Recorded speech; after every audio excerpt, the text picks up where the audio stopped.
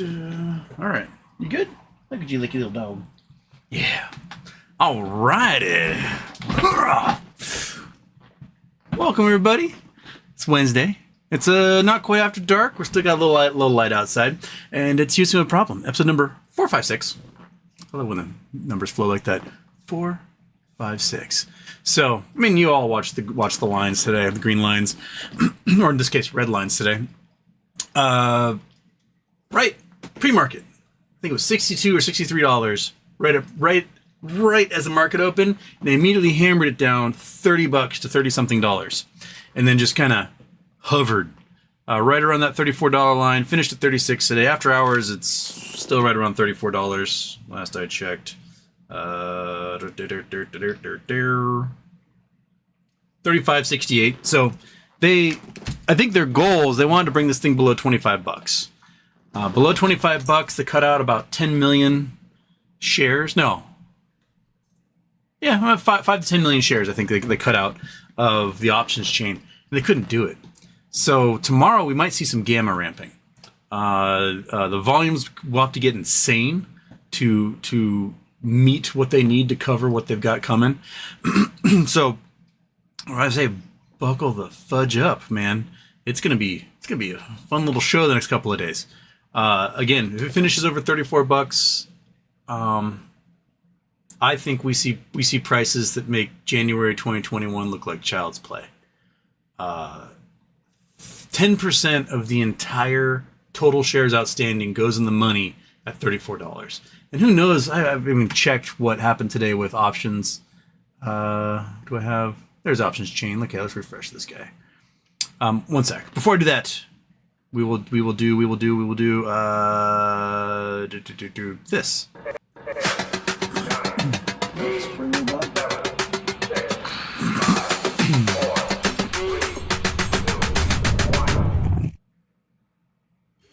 Houston, we have a problem.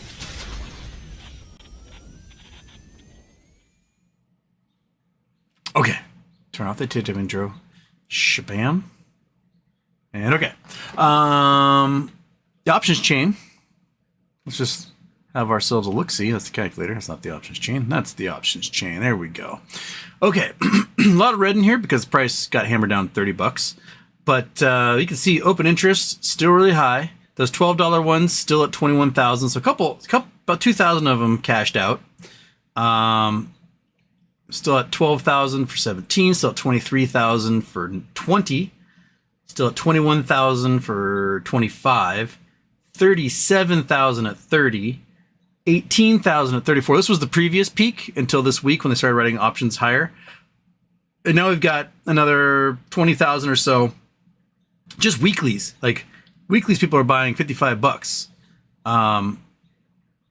So we've got around 300,000 options, 30 million shares that are in the money, and another million or so, 2 million that can go in the money if this thing flies. Now, that's going to cause a hell of a gamma squeeze come Monday. The speculation I've been seeing today is that what Keith Gill, Deep Fucking Value, Roaring Kitty is really excited about is that the shorts purchased hundreds of millions of shares, or the rights to hundreds of millions of shares in 39-month leaps. It's as far out as you can get in February of 2021. And they used that to crash the price down to whatever the low is, like $40 was then, so $10 equivalent today.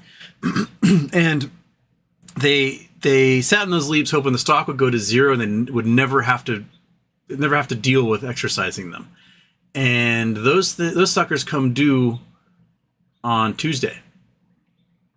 So not only will we have 30 million shares in the money or more, right, for Monday and Tuesday for T+2, we might have a couple 100 million shares suddenly in the money where these option writers who wrote these leaps are now scrambling to find them. And the price could be otherworldly. So don't be frightened. Again, my goal today was that we remain above $25. I said that on Monday. I was like, Monday, If we remain above $25, we'll have a hell of a gamma ramp going into Friday. And we beat that by $11. So they can try to push it down as much as they can. But I really do think that shit's getting wild, buddy. It's getting absolutely crazy.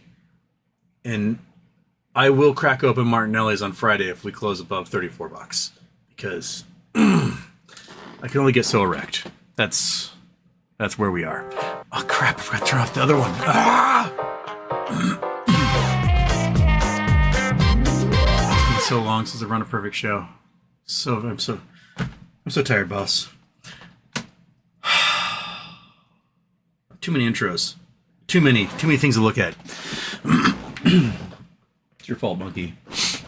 Okay, so anything else to add on that? Oh, AMC also announced today that they diluted another 23 million shares yesterday.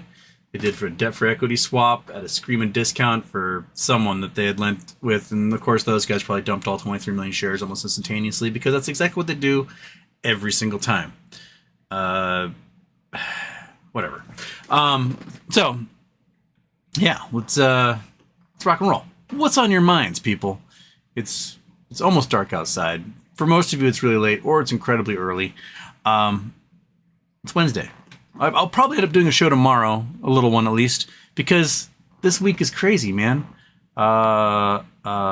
We could be on the verge of MOAS next week. That's the way this is shaping up, options chain wise, and I am so ready for this to finally happen. Right? Okay. MacroTurf was first. Hungry Caveman was second, but Hungry Caveman had to leave. Too late for me. Have a good one. Watch tomorrow.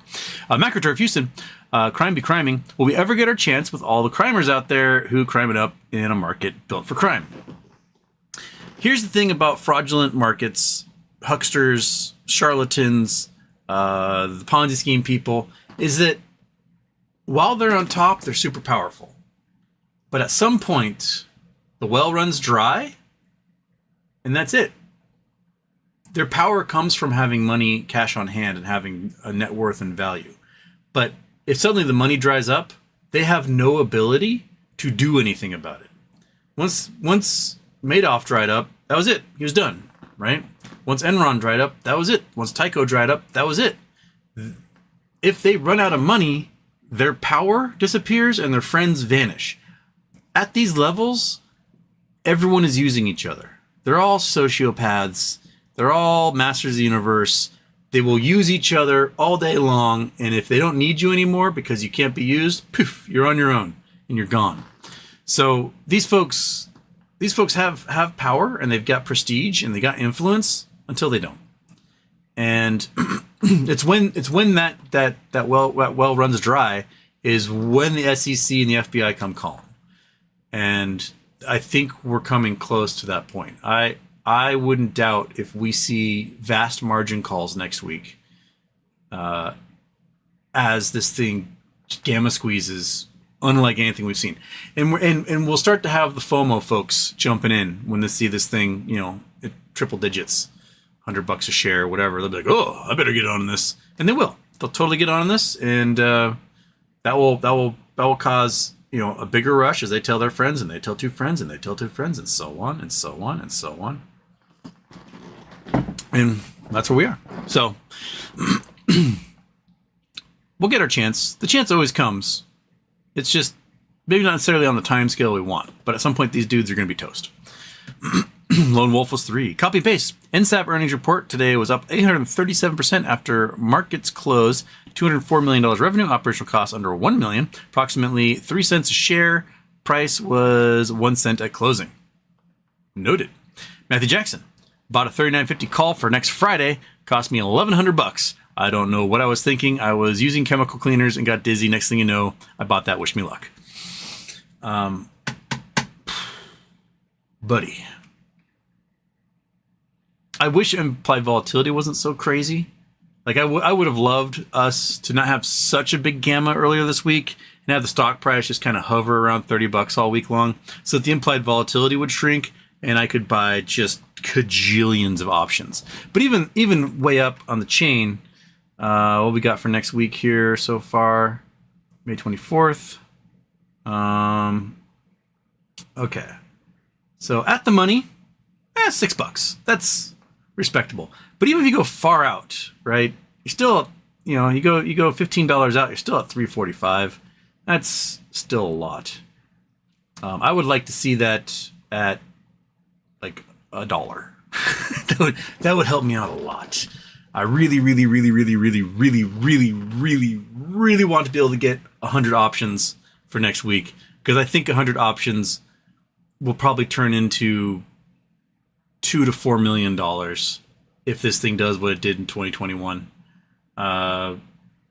So I'll get what I can. I mean, that's all you can do is get what you can. But and then the options chain for Yahoo doesn't have the things up to $128. I think is where they are for a lot of them. But what it seems that the hedge funds have been doing the last 2 days is making it so folks who can't jump into puts and make a gain and go back into calls, because instantaneously 2 days in a row, for Tuesday and today, there was a pre-market price that they crashed almost immediately down $30-$40, and you can't jump in with puts to like scoop up that extra yumminess. And I think that's been planned all along. But not being able to push things below $34 is really tough. That's the floor. That's where it's probably going to sit. And who knows if they will get lower than that for any meaningful period of time. But I think we're gonna be gamma ramping starting tomorrow, and they're just not gonna be able to. J-Dog grabbed another spicy June call option. Mariners win another series. Woo! Movie account 2. Hey, Houston. Just saw my ex-girlfriend at the morgue I work at. She's still giving me the cold shoulder. Can I read? Loving this has further proving that we're right and shorts never close. Houston, listening to you on the gist made me believe we might have a shot at this once in a lifetime event happening. The weird music videos that were made from when I was on the gist are making appearances again, and they wig me out. That was such a weird time. First of all, when that Twitter thread of mine went viral, and the next day I was seeing my face all over Reddit, I was like, what the hell is going on? No one ever paid attention to me on Twitter before. It had been shared like 50,000 times, and that was weird. That was just, I was getting invited to all these Discord servers, and people were like, oh my god, it's a celebrity. I'm like, what are you talking about? And then I went on the gist, like, Josh is a cool guy. He had never had more than 900 views on any video he had done, and he did like 500,000 in 12 hours. That was weird. And then suddenly I would log into the internet. I'd log in on Facebook, on Reddit, on Twitter, and there'd be me with a bunch of clips from like zoos and Planet of the Apes movies playing, and it was weird. I don't know if I'll ever get used to it. But yeah, those videos are making the rounds again, and it's weird. It's very weird. Sometimes, sommelier. Is the expiration of leaps responsible for recent GME price action? Also, what is your prediction for price action through May and slightly beyond? Honestly, I don't know. Past whatever weirdness will happen next week, if these calls finish in the money, I have no idea. Like the price make it so high, they do turn off the buy button or halt the stock for like, oh, we're going to halt it for a week. We don't know what's going on. I don't know what the regulators are going to do. Or if they're just going to let it fly and be like, let's just get this thing over with.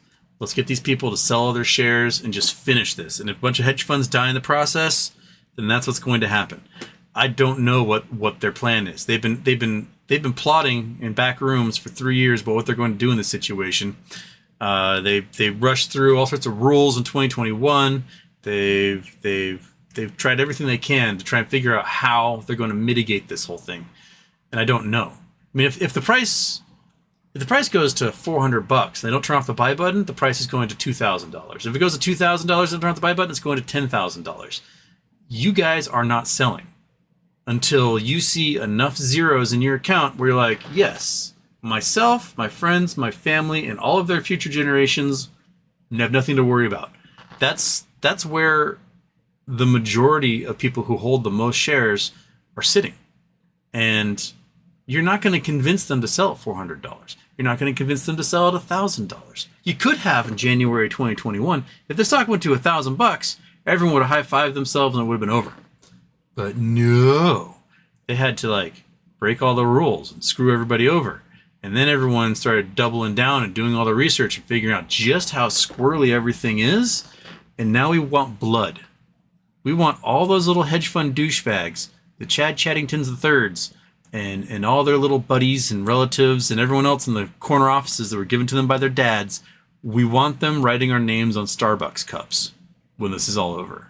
That's what we want. Like, the money is cool and all, but the sweet revenge is making them and bring them back to our level where they've never been before. It's terrifying for them, right? They're born with a silver spoon in their mouth. They've had everything handed to them their entire lives. They've been told they were special and brilliant and genius, and that they, worked so much harder than everyone else, and they just were given a job by their dad or a giant loan by their grandpa or whatever. Their first home they purchased at 20 was because their parents actually bought it. They didn't have school loans, right? They never had to like mow a lawn in their life or make sure a frame was flush or work on a car that desperately needed to start so you get to work. They've never had it tough. And we're used to it. We're used to eating our ramen noodles. We're used to, scrounging change in the couch to make sure we get bus fare. We're used to, being like, oh, can I afford to eat out? Or do I have to like have those ramen noodles? Like, we've scrimped and we've saved and we've tried to do what we can and live our lives the best we can while having these constraints around us at all times. And for them, that is terrifying. That is the equivalent of being dropped off in a diseased medieval village, right? They don't know how to operate. They're terrified of that. They're scared of being us. But if it doesn't work out our way, we just live our lives the way we've been living them the entire time, right? If it doesn't work out their way, you will see mass suicides of Chad Chattington IIIs up and down the eastern seaboard. Because having to reduce yourself, like the plot of Schitt's Creek, that is what they're terrified of. They're absolutely so scared of having to like lift a finger and do normal human things and wipe their own butts. That to them, that is like the equivalent of a death sentence. So bring it. Let's equalize the playing field a little bit. Let's show them that their future generations are going to have to learn how to like mop floors and smile when some Karen at the drive-through lane is screaming at them. They shouldn't be removed from that forever. You have a little equalization. Let our kids become the little crusty assholes. Give us the chance, man. Let's do this thing. Let's bring them down a notch. And I'm ready. I'm so ready.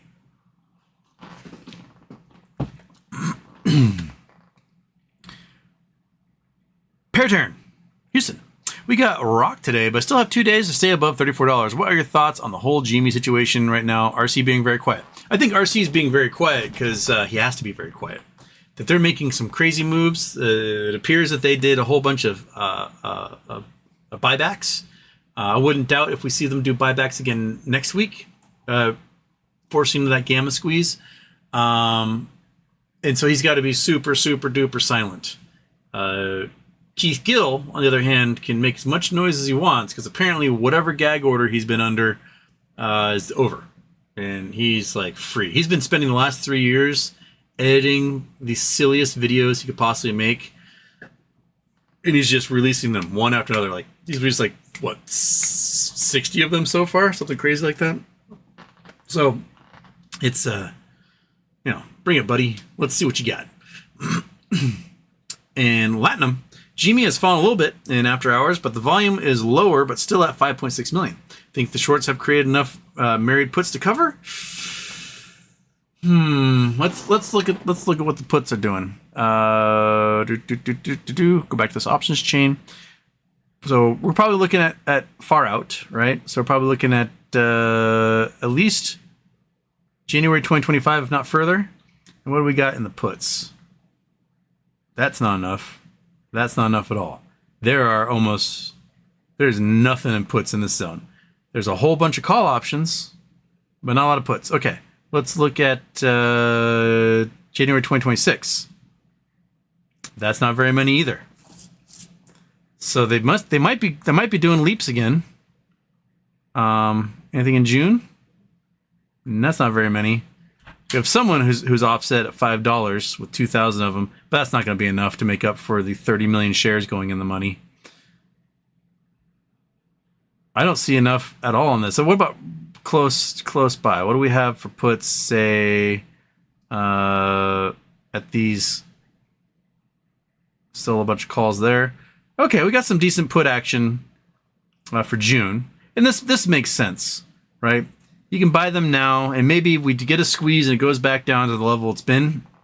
So these folks, they're planning for something to like pop and come back down over the next month. Anything in July? Oops, that's June, not July. That's July. I want those monthlies. Okay, not too many of those call options. We got some decent puts here, 6 and 11, but still nothing in 5 digits in open interest. So I don't know if they've done it. Well, like in 2021, when we look at say the 2023 leaps, the ones for January, those big yearlies, we would see like at the lowest strike price, there would be like 100,000 that were set to expire. I think maybe it was like 400,000 or something ridiculous like that. We're not seeing that so far in any of these. So,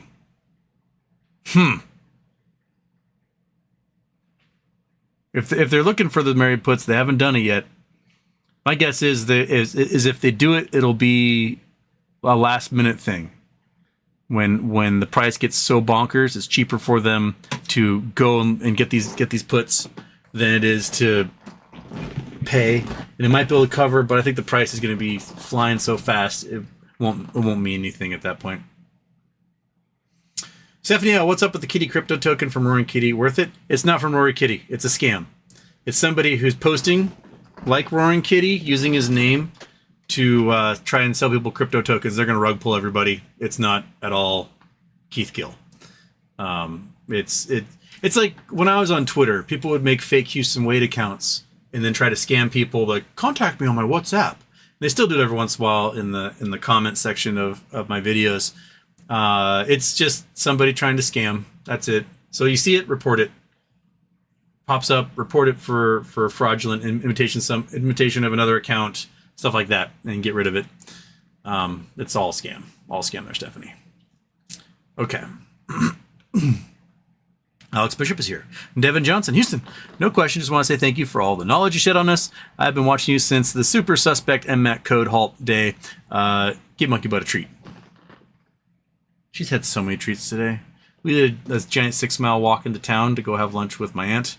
And she got ice cream. She got treats at every store. We ate was like right outside a little dog barkery. And the dude just came out and gave me a giant bag of treats. She's a fatty. We'll wait a little bit. Towards the end of the show, we'll give her one. Okay. Brandon Wells is here. Coffee and Donuts and Homer. So many AMC hype talking heads appearing in my YouTube feed over the last few days. Yeah, there are a lot of them. I mean, there's a sunk cost fallacy and all those things. Like, do I hope that the bad bets I've made come back and woo, rock and roll? Of course. But if you still have the shitty executives in charge, you're not going to get that, right? I mean, seriously, Adam Aaron dumped 23 million more shares yesterday. And when he does it, he like chips away about this much of his debt and then just dumps like another 10% flush of dilution into the market. I just, he pisses me off. And I'm so glad that I was able to get out at like $45 because I've had enough bags I've held in a lot of these plays, and it's even if he sees prices like stock prices go up 1,000%, everyone is still down over 90%. So, all right, like GameStop opened with their second highest opening ever yesterday. Second highest ever in all of their price history. AMC went up 100%, and everyone's still down 99% from their all-time highs. That's the difference between the two. That's what doing reverse splits does to your stock. It absolutely eviscerates anybody who held that stock before. You can see it when people are like, "Oh, look at this! There's 99%, short interest on the stock." We go look at it, and you look like 2 years ago. You see the stock price is at $19 million. That's because they've done so many reverse splits. They've just absolutely ravaged anyone who had the stock before. They reverse split, they dilute by hundreds of millions. They reverse split, they dilute by hundreds of millions. They reverse split, they dilute by hundreds of millions. It's like a fractal, just going down to this infinitesimal, it's asymptotic line, just disappearing to zero over time, and absolutely wiping out anybody who was originally back here. And I get it. You get stuck in these doom loops, right? The debt cycles.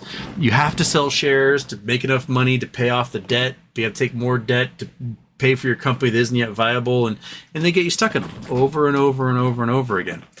It happens, and I've yet to see a really good instance where a company has broken that cycle permanently without having died. AMC may do it. I mean, they still have a lot of business. They've got billions in revenue, but they don't do it the way GameStop did it, which is only sell a little bit when the price is really high. Instead, they see it move 10% and they dump 25 million shares in the market all at once. And like, oh, well, look what we did. We made 14 cents. Woo! We paid off like a spit and a handshake of our debt. I get it. It's sunk cost fallacy. It is. And Adam Aaron is a poopy face, and he sucks as an executive, and he does everything by the book from whatever crappy MBA program he graduated from. And it's exactly what the hedge funds want him to do. He cannot think outside the box and do anything that saves value for his shareholders long term. Belgian Whale, member for 12 months, been here since the gist. Don't know where we're going, but I'm having one hell of a time. See you all Andromeda. Yeah. And then I'm off. Can't watch, but question. Would waiting until Friday afternoon be best for calls or getting them now for next week? And will we see a run up on Friday? If you've got cash to spare, if you've got a chunk of cash right now, because of the big red day we had, prices are pretty decent compared to where they were a couple days ago. Like the price for calls are about $1,000 cheaper at these price points today than they were on like Monday. So yeah, it's not such a bad time. I'm hoping, I might get some green tomorrow, sell those suckers or roll them over at that point, and get as many at a reasonable price for Friday as I possibly can. I don't think I'll be able to get 50 call options like I would hope. I might be able to get 25. And if things go right, if we get, say, big gamma on Monday, I can sell those suckers, roll them over into new contracts for Tuesday, and maybe I can work my way up to getting 100 call options or more. Or we could have one of those days where, let's say we open at like 120 for some reason, and then they hammer it down to 80, and I can use puts to add to my quiver, and then swap them into calls again. I've got my shares. My shares are just going to sit there, and I'm not going to worry about them until the price is in thousands and thousands of dollars. I'm going to try and load up on what I can cash wise with fingering these calls, manipulating them the best I can.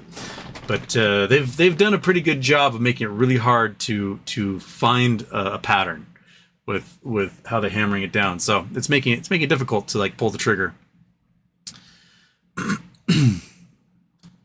Red Lightsaber was watching GME at close, saw it glitch to $62 for like half a second and pop right back down to the 30s. There's been weird glitches almost every day. Monday, was closing at 30 something, right? And there was a glitch down to 1850 right at 1 p.m. and then it went back. And Friday did the same thing. Friday it was at like $15 and there was a glitch that went to $17.45 or something, very momentarily. My guess is that somebody is trying to put an order in to manipulate the final price for that close, and they're just not quite getting it, right? Because it usually takes about 10 minutes or so for the market to truly figure out what the final price is for the day, and lock that thing in. But it's worth trying. It's like playing that clock stop game with your digital watch, trying to get to exactly 0.99 seconds or something.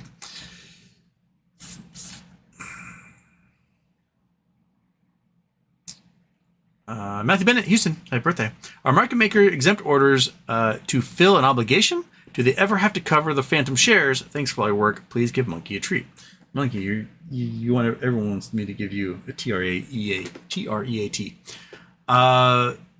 Market makers do not have to cover any shorts they create unless they start to fail capital requirements.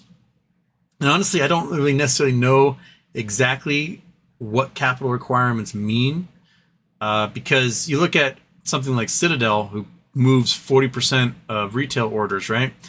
They have $67 billion in assets and owe $66 billion in securities sold, not yet delivered. So it seemed to me that they don't have the capital required to do what they need to do. But I guess they're slightly on the positive side. So perhaps if what their assets are collapse, maybe that would mean that they get liquidated and forced to start closing those positions. Yeah. So if anyone knows more about those capital requirements, I am not sure. Because there's for hedge funds, it's margin requirements, right? You have to have this many assets to this much margin, and if that difference becomes greater than 30-1, that's when your phone rings and your prime broker's like, "Hey man, you got to come up with some cash, or else tomorrow at close we're gonna have some words." That's how it works there. I have no idea how it works for Citadel, and I think Bank of America is Citadel's prime broker, and I don't want to be holding that bag. That would suck. It's another reason why Bank of America is one of the big banks that I don't think will survive this whole thing when all is said and done.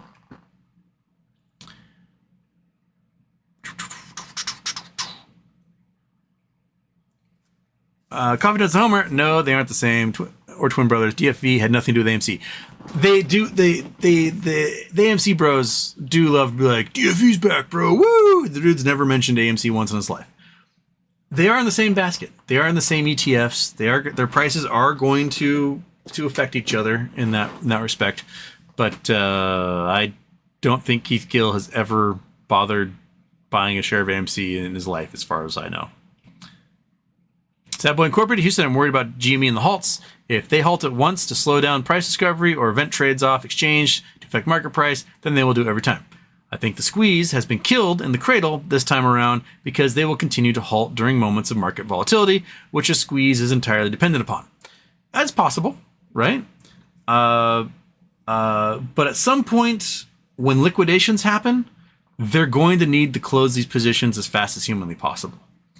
And the number of shares going in the money is so ridiculous that it's not going to be beneficial to anyone in the market to keep letting the circuit breakers trigger. And they've been a little too touchy with the circuit breakers, I'll be honest. There's no reason they should have had as many halts as they did. It goes up 10% in 5 minutes, you halt it for 5 minutes, you go. But they're like, halt, wait 30 seconds, halt it again, wait 30 seconds. And that seems like blatant manipulation by the regulators on that side for sure. But they're on the wrong side of this. This whole options chain does not work in their favor, and they are terrified. There's a reason why Jim Cramer can't stop talking about GameStop right now. He can't. He's like, well, what they should do is sell stock and reinvent themselves. Buddy, they already did that. They got $1 billion on hand. They're doing some sort of secretive merger and acquisitions at the moment, possibly becoming a holdings company. They did that, or they did that 3 years ago, and you know this. But what you're desperately hoping is that they dilute the way AMC has and just dump tens or hundreds of millions of shares in the market and keep this thing from jumping even more. And they're not doing that. They're doing the opposite. They're buying shares. They're doing share buybacks at a time of volatility, and that's just sexy. Oops, and a sad boy had more. One sec. Where did we go? Sad boy. Sad boy.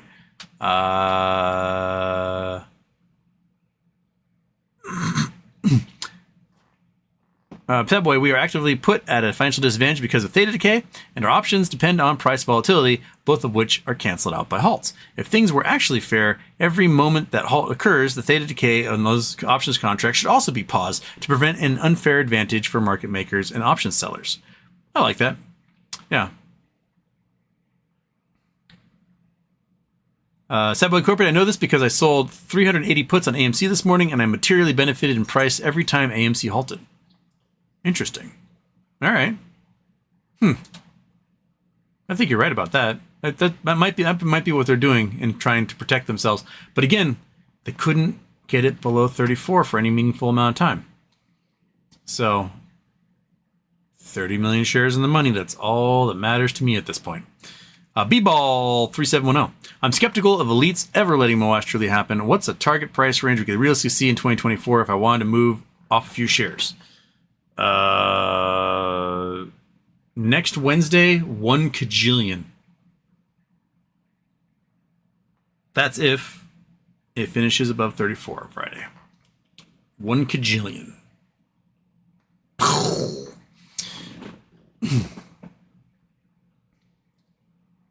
Confidence in Homer. Halts are definitely a problem. NVIDIA never halted on the way up. True. NVIDIA goes up 10% in 5 minutes. They never halted. They are targeting this stock specifically because they know of the liabilities involved and how much everyone has shorted it on the other side of it. To me, that's exactly why they're halting it. And if the Supreme Court rules that you can sue regulators, that's one of those lawsuits that I think we should jump on board, is suing the SEC and FINRA for using halts in not an equitable fashion.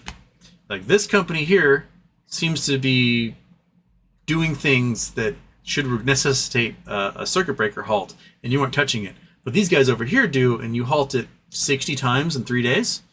Why? What's the difference between them? Why would you do that? Why would you let this guy run when that guy is running all the time?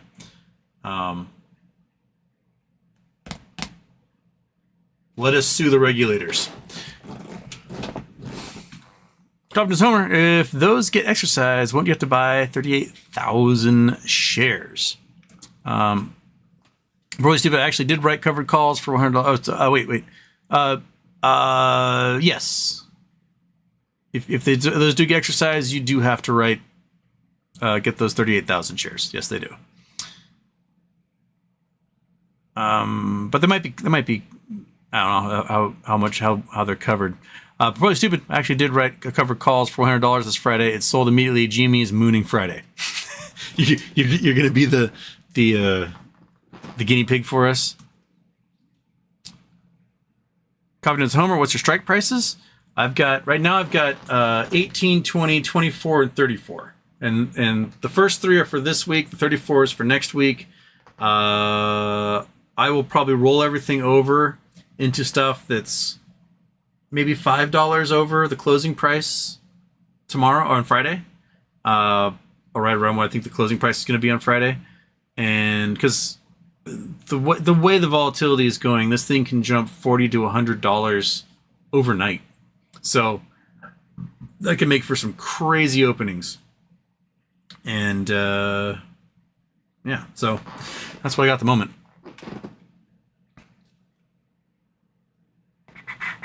Gotta read. Happy birthday, HW. Seeing the volume and weird upticks on GME, it just shows it wants to pop.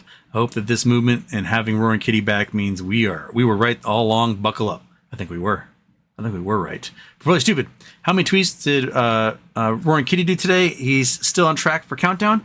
It looked like he did like a tweet every 30 minutes on Monday, every 15 minutes yesterday, and was it every hour, every 30 minutes, every 15 minutes today? Something like that. He did a lot today. So the countdown wasn't 12, 11 something.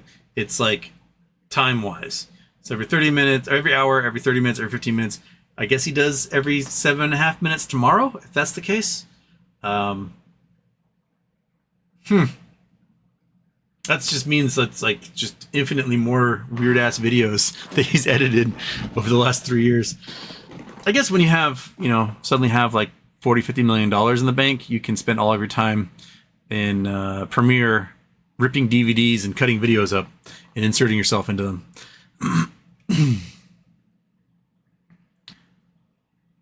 Confidence Homer, can you explain leaps? Leaps are like call options, except they can have custom dates far out.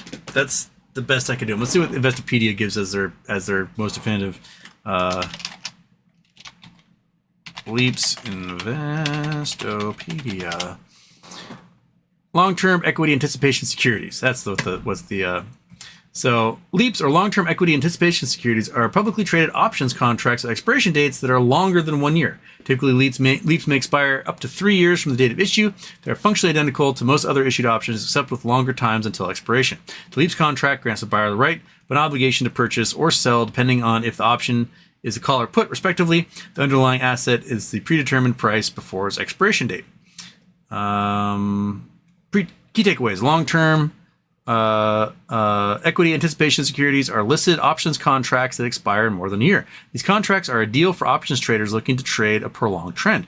Leaps can be listed on a particular stock or on an index as a whole. They're often used in hedging strategies that can be particularly effective for protecting retirement portfolios.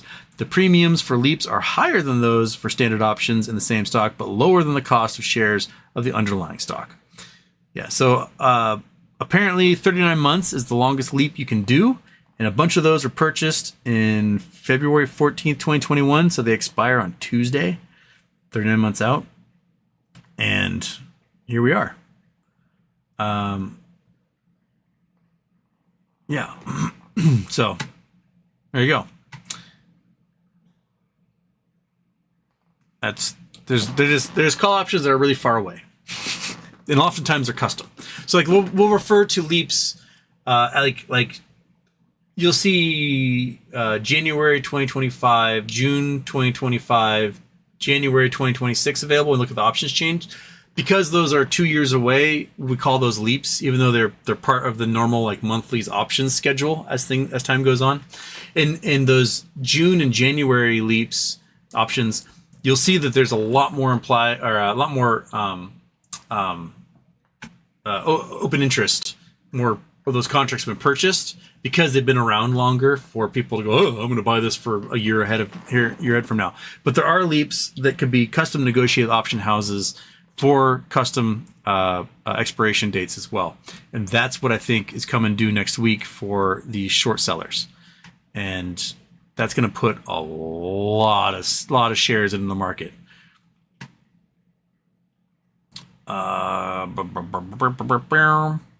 Big Mac 8000 Houston. If MOAS happens, what place in the world would you recommend going to the most? Bonus, one place you haven't been you want to go to. Well, I got a couple bucket list places. I really want to go to the Seychelles, the granitic atolls off of Africa, the Indian Ocean. I really want to go to Socotra, which is this weird little island off of between Yemen and the Horn of Africa, and it's got weird, unique baobab trees, and it's just a crazy little place. We can look at first. Let's look at the Seychelles. Oops, no images. Here we go. So Seychelles are just gorgeous. Just a gorgeous place with these unique granitic boulders. Because these are little islands that broke off of the Indian subcontinent as it motored through the Indian Ocean and slammed into Asia. And it's just got these just gorgeous gorgeous weathered granite in these tropical areas, and it looks like a video game. It's just absolutely beautiful. And I've always wanted to go there and just sit on the beach and enjoy myself and look at the weird granites. They're just really pretty. So there's Seychelles. There's Socotra. Socotra, which is this island out in between Yemen and the Horn of Africa. And it's got just goofy, unique baobab trees, canyons, weird plants. It's like this is like a sci-fi movie. And, it's also got nice tropical waters, white sandy beaches, really cool, unique river systems. Let's see if we can get some of the rivers here, like hot springs and stuff like that. So that's one of those places I want to go. I've always wanted to sail the Adriatic, do a trip from like Italy down through the Dalmatian coast, Montenegro, Albania, Greece, and make my way like through Greece and just drop the boat off in Turkey or something. I've always wanted to do a trip like that. Where else would I want to go, Monkey? Namibia. I want a 4x4 across Namibia. I was supposed to do that in 2018 when I was doing my master's thesis. I was like, I was going to save my money, get my school money, and then go to Namibia for a month. And then my school money didn't come in, and I missed my opportunity because then the rainy season hit, and that was it. But yeah, Namibia's got some crazy. That's where they filmed the Mad Max, most recent Mad Max movies. But yeah, you got the Skeleton Coast. You've got crazy dunes, like salt flats. These were in Mad Max. They got their own like weird little baobab tree things. Lots of creatures and animals and really cool minerals. Ghost towns. Yeah, I'd love to go to Namibia. One of these days. There's some really cool gemstones like Jeremjavite, which is super rare. Jeremjavite. I hope I spelled that right. Yeah, so the Jeremjavite is super rare, found on one ranch in Namibia. These weird blue gemstones. I really want to go sweet talk the rancher and see if I can be allowed to go hunt for some of these. There's also, I think they have Serendibite, which I think is the rarest gemstone on Earth. Two of these guys were in my treasure chest that I gave away. A matching pair of oval cut, more kind of crappy dark color like this. But hey, there's only like 600 of them in existence. So the guy who got my treasure chest has some ultra rare Serendibites. But yeah, there's also emeralds, gold, all sorts of stuff in Namibia I want to go find. And you're right next door to Botswana, so you can head out, do some diamond mining. I don't know, but I will go everywhere if MOS hits. Monkey Butt will become the most traveled dog. She'll be a geriatric dog hitting like her 100th country, seeing it all, being like, please, can I just go sleep on my own bed? But no, Monkey, I'm going to force you to have a doggy passport and travel the world with me and fight hyenas or something. Okay, where was I? Legacy 10 Productions, Houston. Do you see Jimmy going past $200 before the end of the month? Also, a fish wears a mattress. I think if we finish above $34 on Friday, I think it will go above $200 by Wednesday. I think it might go above $400 or $500 on Wednesday. Especially if those leaps do expire on Tuesday, there's going to be basically 4 days. No, it'll be the entire week. 4 days of nothing but gamma. So we have Monday, Tuesday gamma from the call options, and then we'll have Wednesday, Thursday gamma from those leaps, and then Friday we'll push everything in the money. What are the? Okay, I lost my. I'll go back to GameStop options chain. That's what we want. Go back to options chain. Go to next week, 24th. Oops, nope, that's still June, 24th. Okay, how many contracts we have for next week? Not very many yet, but my guess is you'll see a boatload of rollover for next week. So these things will all turn into 5 digits next week, I think. So there won't be the volume, the sheer number of contracts like we have this week, because this week's monthlies and they've been available for a couple months. But there'll be a whole bunch of options purchased next week, that's for sure. So it's coming. Aaron Heiss, I really enjoyed how the X post that confused the number of GME shares versus dollar amount was instantly debunked on Reddit, but went viral on multiple subs anyway. We're talking about the number of loan shares being like 1.5 billion or whatever, and it was the dollar amount and not the number of shares. Yeah, it's still a lot, but there's still like 5-10 billion naked shares out there. Joseph DeSantis, Houston, how do you still feel that we finish above $35 by Friday? Close to that next week will be a good one. Also, happy birthday. I think we do it. I think we start to gamma ramp a little bit, and we do it. And my roommate's water is boiling. I can hear it. It's screaming really loud. So let me message him and let him know that he's boiling, because half my text messages are boiling, boiling, boiling, boiling. Let's do it again. Boiling. There we go. All right. Go take care of your teapot, my man. I swear, he puts on the teapot and he sticks his headphones on. There. Oh, I got it. Phew. All right.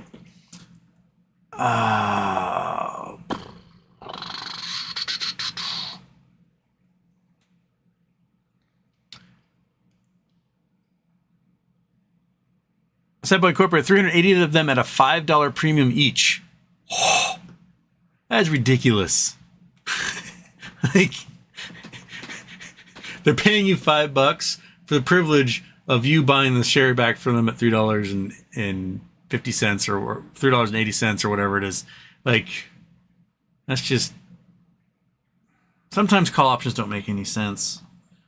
Like, some of the penny stocks people were showing me yesterday, you look at it and the 50-cent call is like 50 cents. Well, then just go on the market and buy 50 cents, my man. Why? If you know it's going to cross 50 cents, buy 50 cents. They only need a contract for that. That's just bonkers.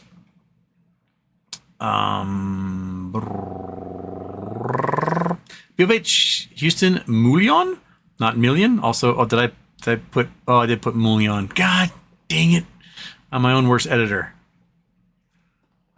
Million. Edit, save. All right.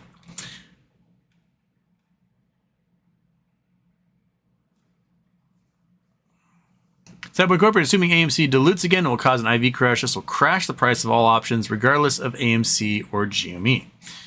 That's also true. G-Font. Hey, bud. DFE references the PFE show a ton today. The theme song, the Dick's Drawn, and the meeting up Monday, Wednesday, Friday. It's ridiculous. Maybe Friday I can go on the PP show and swing by and say hello to everyone, see what's going on. But yeah. Grape Knowles, Houston. Happy birth girth. It seems to me that price movement is different from prior run-ups. Like, there is more resistance and oomph from the buy side. Do you think so? What's the difference? I think they've had 3 years to strategize. But their strategy still does not take into account buy and hold. So if a gamma squeeze comes and it gets away from them, they're not going to find any shares from us. And you're not going to find the payment for order flow system working in a way that allows them to like use these dark pools to get shares, because the payment for order flow guys will be losing money on every single trade, and their job is not to lose money. Their job is, you want a share for $10, I find you one at $9.99. Not, you want a share for $10, I find one at $11. Well, shit. That's what happened in 2021. So I think you'll see, when the price starts to get ridiculous, I think you'll see more shares running through lit markets than you do through dark pools at that point, because the dark pool people are pulling back because they're losing money on every trade. Those payment for order flow guys do great while the stock just kind of does this all day long, but not great when the stock is doing that. So And we saw a little bit of that this week when the price was a little ridiculous. Was at times the dark pool kind of vanished and became all lit exchanges. And then as things tempered out, the dark pool started to come back into it again. Burning Alpha, Houston. PP Show dive into DFE tinfoil vids have got my tits so jacked, reality seems to be truly stranger than fiction. Yes. It's... what a time to be alive, right? What a time to hopefully retire by Friday next week. Fingers crossed. Javier Martinez is here. Daphne's here. Phil, what do you think about the leap theory? I think it's a very good theory. Ryan Hurt, what are the odds they remove the buy button again? It's not zero. But you guys have been on the internet the last 3 years. There's some really unstable people who are part of this movement. Absolutely wackadoodle people who did things the wrong way, who like mortgaged their homes for these things, who, you know, they did stuff that's like, why don't trade that way. Don't mortgage your house for stocks. Just don't do that stuff. And they're crazy. They're unstable. You cannot reason with them. And if they turn off the buy button again, I fear for the safety of people who work at these regulators and self-regulatory organizations. I really do. That there's going to be some guy who's lost everything and he's got nothing to live for, who's going to take a whole bunch of people out with him. And that alone should make these powers that be trepidatious about doing stuff like that. You're going to get Viva la Revolution crazies happening. And FINRA got a taste of it from the MMTLP thing, where they were so terrified somebody was going to come and murder everybody at the FINRA offices. They like told everyone just work from home. Don't come in. These people are crazy. They're dangerous.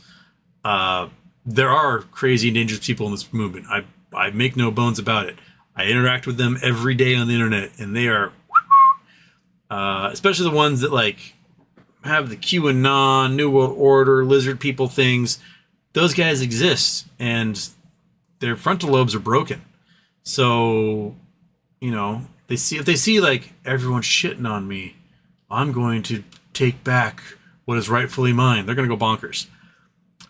Plus, you know, turning off the buy button and having to do 3 more weeks of getting yelled at by Congress, investigations, lawsuits from clients and members and shareholders and the whole works. It is mind-numbingly exhausting. It's expensive. It hurts your underlying stock values. It you know, Robinhood, if Robinhood had never turned off the buy button, right, and somehow worked their way around the margin call they were facing, their stock price would be $500 a share today. Guaranteed. They'd be heroes of the movement. But because what they provide is so specifically trapped to what the Apex exchange can provide, they cannot extract themselves from that. So if Apex is like, turn off trading, they have to turn off trading because there's no other way for them to route trades through. They are not like the big brokerages like Fidelity, which can give you can choose from 100 different exchanges to wire your shares through. So I don't know what Robinhood or Webull or those other Apex dependent apps have done. My guess is that they have access to some sort of lit exchange that when things get crazy, they can run stuff through that and not just be wholly dependent upon Apex. But the payment for order flow is where they make their money and do it without commissions. But yeah.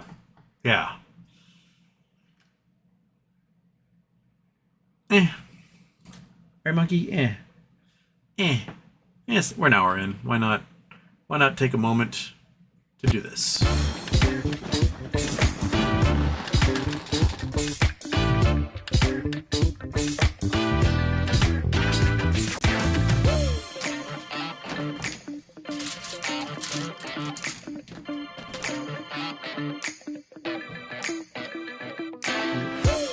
You hear something? Something happening? Oh, is one of these? Want some of this? Do you? Yeah. All right. Get down to your position on the floor. Like the subservient dog you are. Come here. Come on. Right there. Right here. Get your face in it. Do it. Turn off the Nuggy Stare video. Turn on the Monkey Large.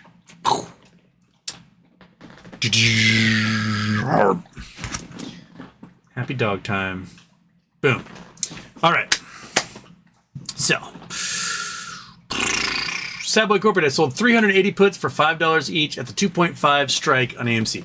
That's brilliant because even if it goes to $2.5 and you're forced to buy all those shares at 2.5 bucks, you still made your money. Still made $2.50 back. So that's just, man, that's a good job. Good job. That's what IV does, man. And if it doesn't reach that price and they're desperate and they want to like sell them or whatever, you will probably be able to buy them back a lot cheaper at that point.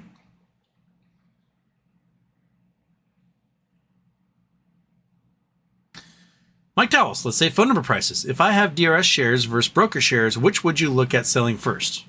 Broker. Definitely broker.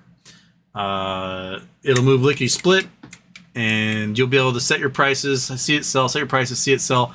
Whereas you don't have that opportunity in DRS. They kind of lump everything together by day or week, and then fire them out there. So I would definitely look at broker ones. Keep the ones in DRS as like infinity pool, I guess, at that point. Daphne says, just stopping by, say hello. We'll have to watch show tomorrow. That's okay.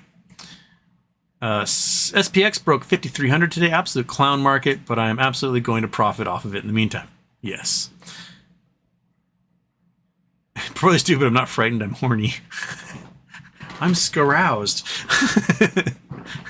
Brandon R. Houston, could they theoretically purchase more leaps and repeat the process? Yes, but at the same time, those leaps will still get executed. So that's still millions of shares coming into the buy pressure. Aaron Salton, Houston Stint ticker traded 1 billion shares on a 50 million share float. It can go 25, 35 cents tomorrow. What do you think of all these penny stocks are exploding due to Jimmy fucking margin? I think a lot of the penny stocks explode for the same reason that they're all in the same basket. These dudes are short on everything. Every single hedge fund makes the exact same plays on all the same stocks. None of them are creative. None of them are inventive. They're just repeats of the same exact thing. This is why all the hedge funds, look at the end of the year, like, how the hedge funds do? Oh, they all suck terribly because they're not creative. They have their assets. They borrow against those assets, take that borrowed money, and they short all the same stocks. I don't know if it's because they identify all the same ones, or if they all play racquetball together, and they're like, oh, who are you shorting? Well, I'm shorting GME. Oh, I'll short GME too. We'll short GME together, and like break the law and do racketeering, make the RICO violations. But they all short the same stocks. So if one of those things in the basket's flying, right, and they're having to cover that, everything else in the basket goes with it, and all of them hurt the exact same way. So that's why if one of them goes down, they all go down.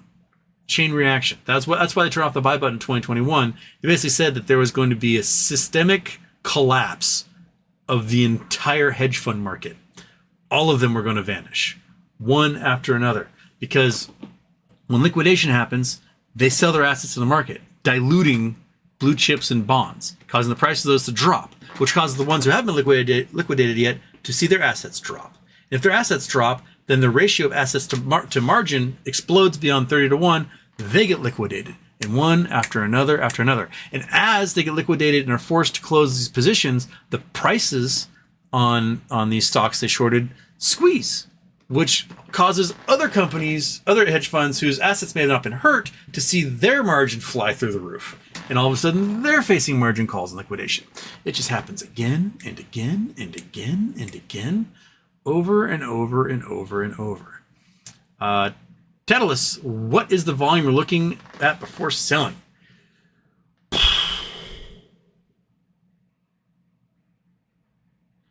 It's going to be hard to judge because with the market makers and the payment for order flow people doing things, if we see 8 million shares need to get purchased in a volume of 175 million, then we know that the volume is not at all attached to how many shares have to get purchased.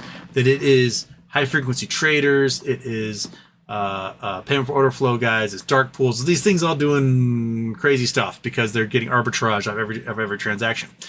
Now, when the hedge funds go under and it's just the trading computers are probably buying just through lit exchanges and in huge volumes at whatever they can. And the payment for order flow guys might be toast by then. You might not have market makers really participating because they might not be meeting their capital requirements, and that's that.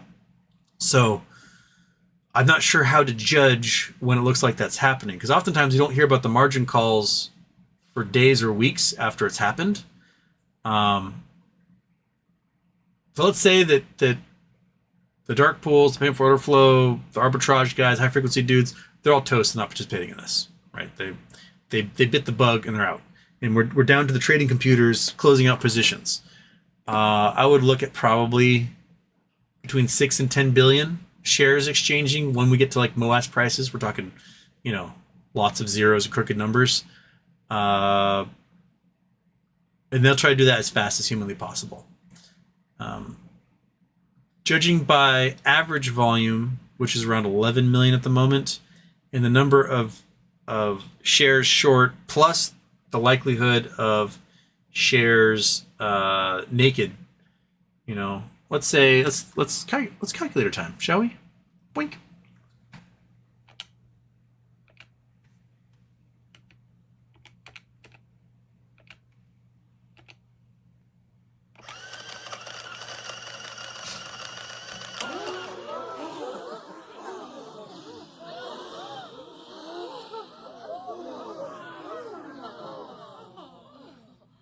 Okay, wink and da doink. Okay, so let's say that they need 10 billion shares. And the average volume is 11 million, which we know we've seen in the last week that it's much more than that. This puts it at 909 days to cover. So even if we get to volumes where we are right now, so we're at 10 billion shares, talking nakeds and everything, and we're at 175 million volume, which has been kind of, whoops, click twice on me, you jerk.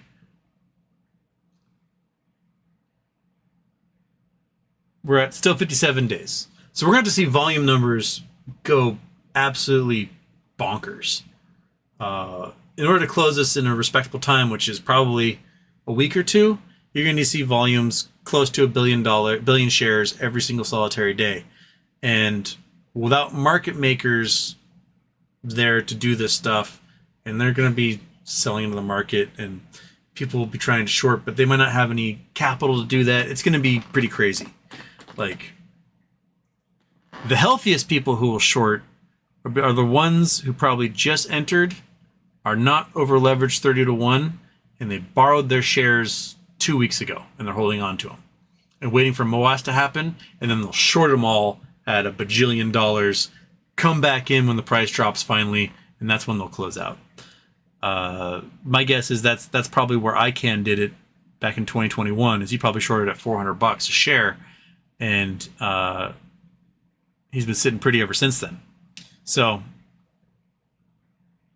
yeah, it's really hard. It's gonna be really, really, really, really, really hard to gauge. That's why I feel like sell one share at a time. That's what my plan is. Put the first share at really expensive, second share more expensive than that, third share more expensive than that, and work your way up until you get to a point where you just have that feeling. And you're like, you know what?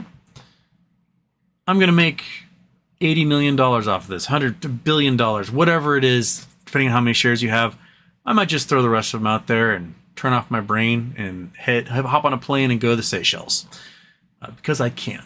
And that's your prerogative. You sell where you want to sell. The folks who have millions of shares, crooked numbers for them mean something completely different, and they can sell at much lower prices than the folks who have one share, right? The person who has one share, some guy in Bangladesh who scraped together, bought his one share. He's going to diamond hand that thing until he can get the hell out of Bangladesh, right? The folks who have 10,000 shares, you know, if share price gets to $1,000, they retire. They're like, well, it's 10 million bucks. I don't have to work again. That's very tempting, right? But it might be like, well, maybe we can get to $10,000 and have 100 million, have generational wealth. And you know, you'll have all sorts of different groups, and it's up to everyone. Everyone's in it for themselves when push comes to shove. Our best bet is probably the infinity pools. People that have stuff set aside that they will never sell. And if the infinity pool is larger than the shares outstanding, there's no way for shorts to ever actually technically close their positions. So the price can theoretically go to infinity. And that's why I personally am going to hold as long as possible onto my shares. Absolutely, just hold them until it's ridiculous. 6 figures of price, that might be where I start selling my first share. Otherwise, I'm going to play the options game to milk that for the best I can while the volatility is happening and get some extra ammo every single time. I might make enough of options, you know, if this thing prolongs for another couple of weeks, that I can retire from that and only care about GME, selling shares of GME when push comes to shove. It's like, well, all right, fine. But yeah, right, Monkey? What do you think? What's your plan? Huh? What's your plan? What are you thinking? What are you thinking? You thinking stop poking me? Is that what you're thinking?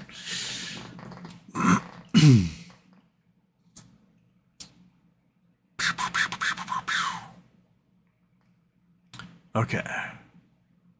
JH, I've been gone a year and some things never changed. Intros.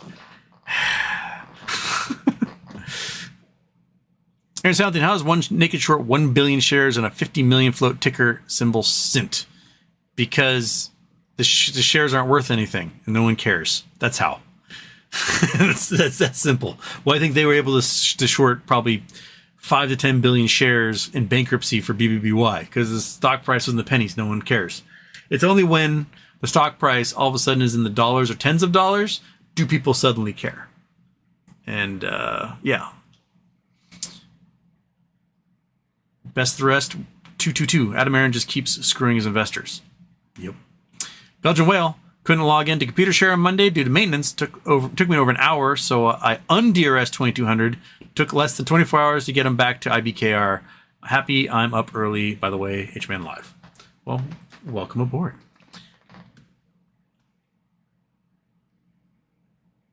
Belgian Whale, I have 1,000 for options. Won't buy me much, it seems. No, you can get you can get one option for next week. So, yeah. So GameStop's at 39.55 right now? What? So we're closed at regular after hours. GameStop is at 35 even. Okay. Yeah, you can get one option for that much for next week. And it would be at $45. It's at $980. You have 50, 840, 55 for 755. So that's where you are on those. One is the loneliest option that you'll ever do. Daphne, I lied. You still hear Kit tear myself away. Sleep has been hard. I've set my alarm for 6:29 to wake up, watch the opening bell. And I don't sleep.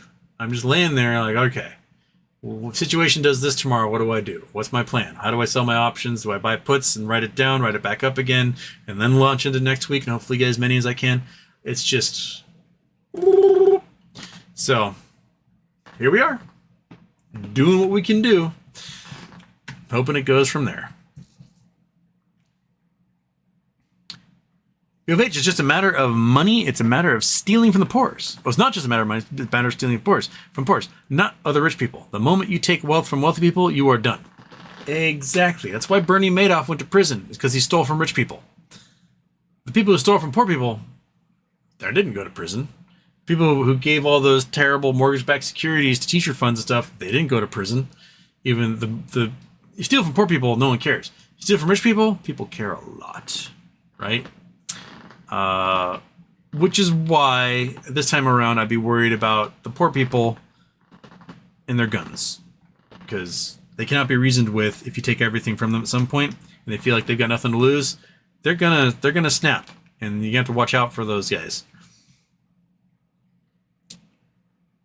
Jay-Z, happy birthday, Houston. Long-time lurker, first-time caller. I've got $2,000 to spend. Should I buy shares or options for GME? I've got 40 shares and one $50 option for Friday.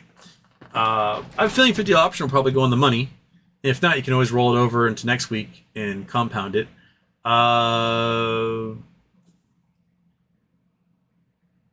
Like today would have been a screaming deal to go in and buy shares, because I think it's going to finish higher than this by Friday, and next week it'll explode. But $2,000, you can get yourself a couple of options. But if you want more shares, you got 40 shares. You could, with $2,000, you can add another 20, 25 to that. So, yeah, why not? Add to it if you want. Do whatever you want. I've got my shares of almost 1,000. And if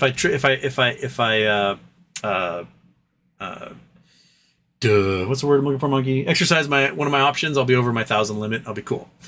So I'm gonna play options this week just to build a war chest, because I'm gonna take advantage of this volatility. We haven't had volatility like this in 2 years, and I'm just excited to play with it and build some scratch out of it. Aaron Salentine, I bought 21,000 shares of Cint at 4 cents. The stock is at 16 cents. We are going to have a massive short squeeze. It follows GME. Fantastic. But I'm only paying attention to GME at the moment. I've got my GME play, and that's all my ammo I have.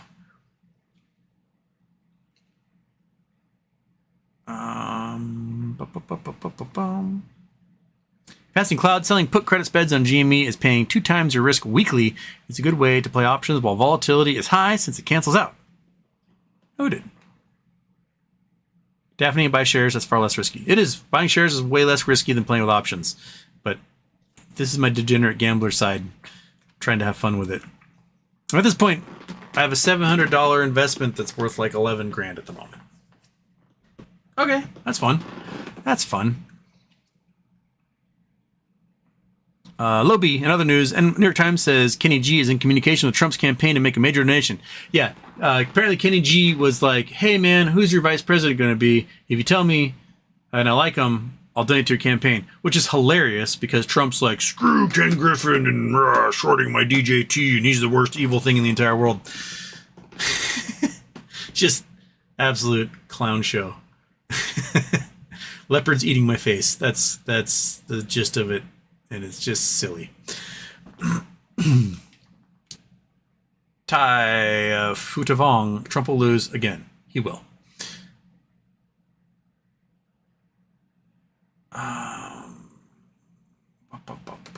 Belgian Well, what are those $3 to $4 options? Those are $3 to $4 per share. So they end up being like $400 for buying an option if they're at $4.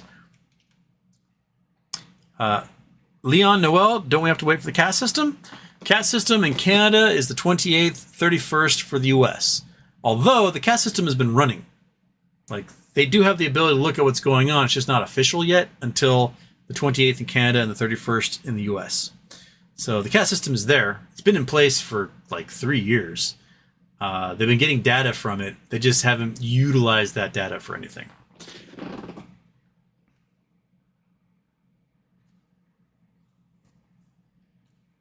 Passing Cloud, one put credit spread, has the same delta as 20 to 30 shares. Tasty.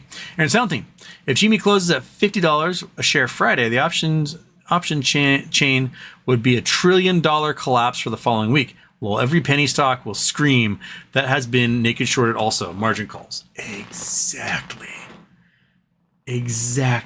We're talking boatloads. Let's do the math here. Let's just show... Go back to the calculator. We have, I don't know, let's say it's 40 million shares go in the money if this thing finishes at a really high price. right? And the price is at over $100. So they're looking at $4 billion that they need, but the volume is kind of logarithmic. Again, when they needed 4 million shares, it did 40 million volume. When they needed 8 million shares, it did 175 million volume. So when they're looking for 30 or 40 million shares, we're probably looking at 1 to 2 billion volume. And 1 to 2 billion volume at $100 or more, you're looking at 100 to 400 billion dollars in volume alone. So that's a ridiculous amount. We're looking at trillions across the board for things in that ETF basket. It's going to bleed these hedge funds dry. And option writers are like, fart. Why did we write enough high ones for May 2024?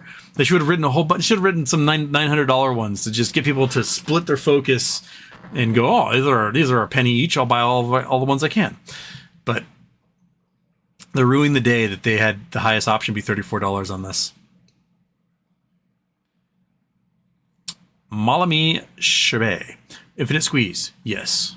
Go ask Chad Chaddington. Chad Chaddington the third. Joshua Jackson, he's right about that. When the money goes away, they go away. Again, their biggest fear is living like you and I. Driving a normal car, right? Commuting on the bus. Ew. Eating at Applebee's.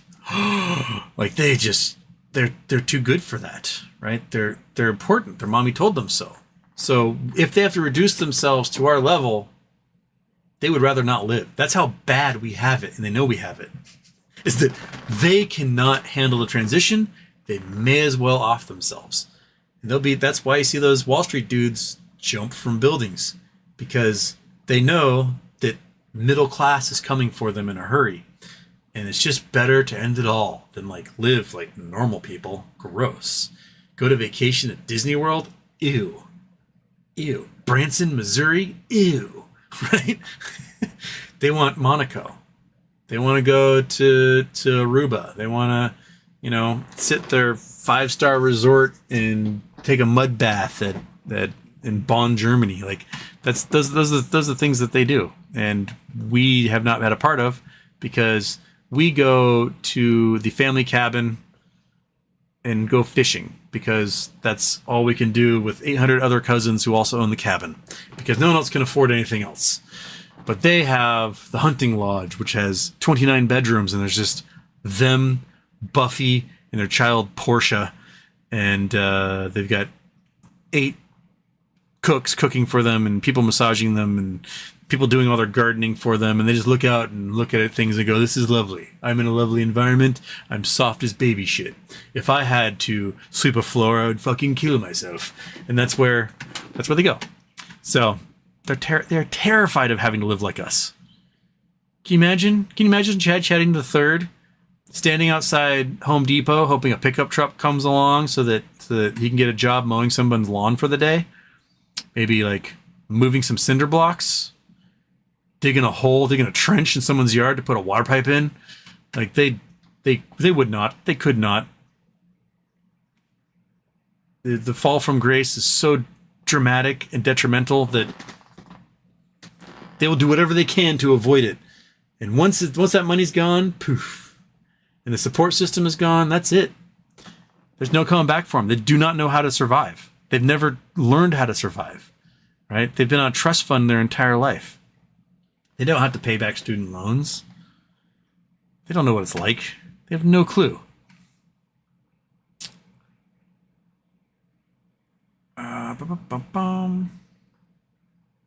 Belgian Well, I can almost stepping in. He loaned some money for a play, right? Yeah, well, he sold $500 million in bonds for something.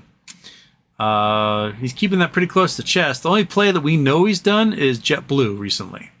And that's it. He hasn't made any announcements as to other plays he's done. Citizen 54, what if they don't pay? What if the government steps in and sets a number? That's what you get, and you'd be glad you got anything at all scenario. Do we have recourse? How bad could it be? I mean, it'll be more than what you paid, Probably, right? Probably might be like, okay, we'll do $1,000 a share and we'll close it down. Well, it's more than you paid, so you won. It's not the murder all the hedge funds that we want, but gives you enough ammo to do it all over again. Do it enough times, then I think you just chip away at their armor, and there you go.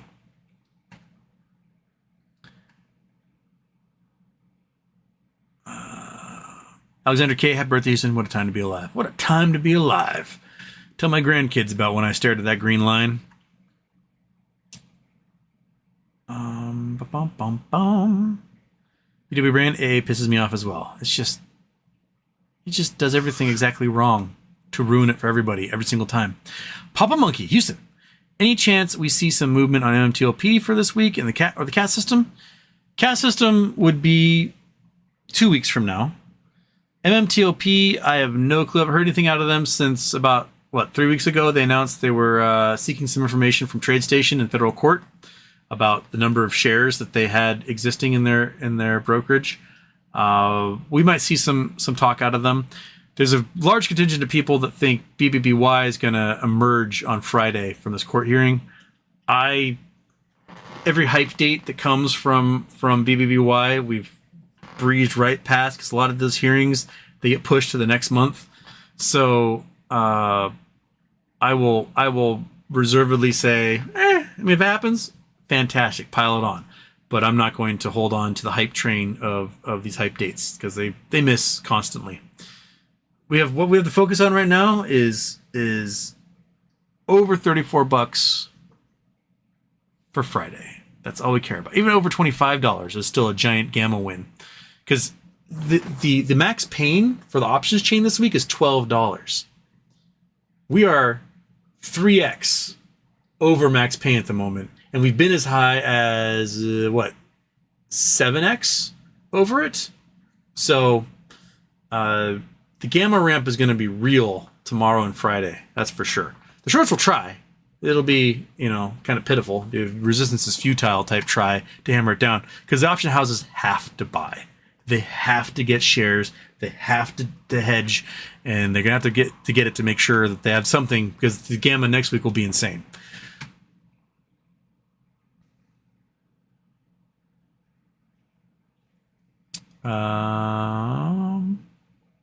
There's the reset of the chat again.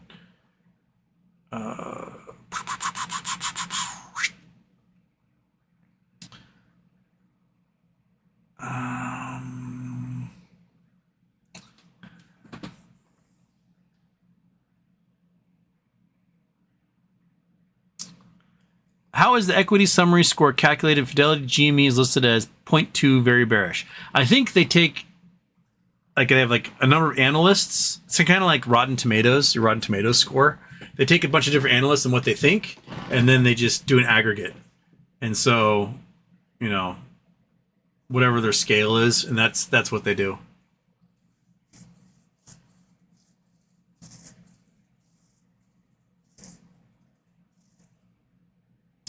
Hans R. Happy birthday, Houston.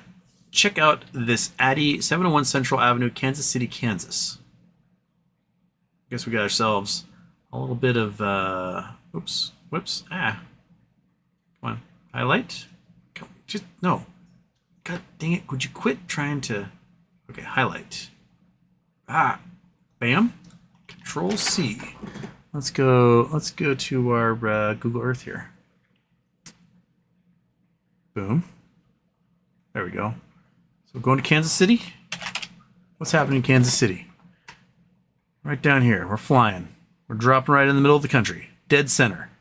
Smack. Okay, from above, it looks like a little mini mall looking thing. It's gas stations. The Phillips 66 gas station. I presume, let me take my little dude and drop it in the gas station.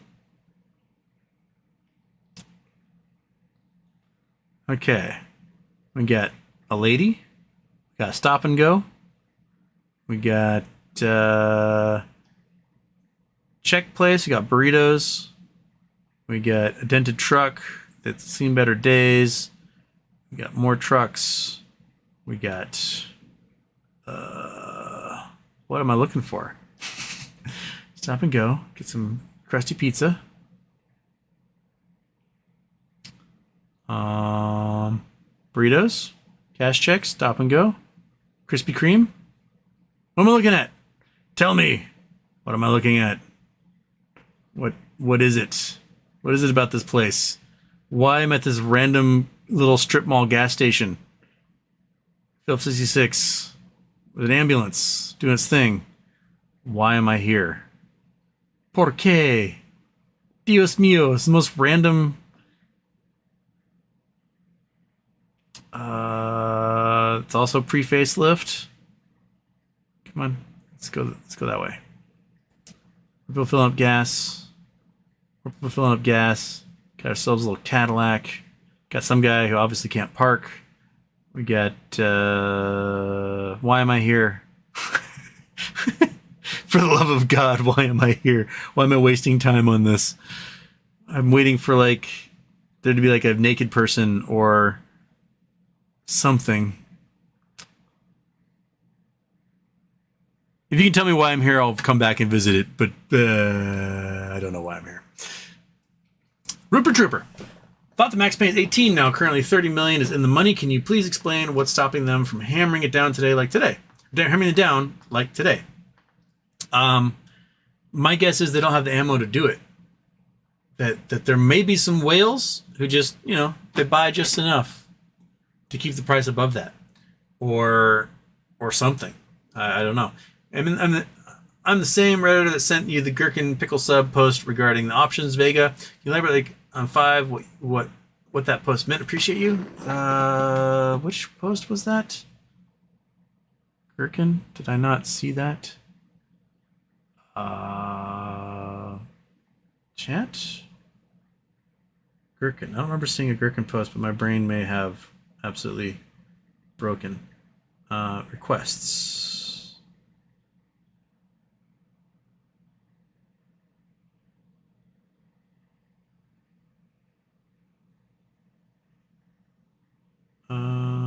No? What the heck? Where is it?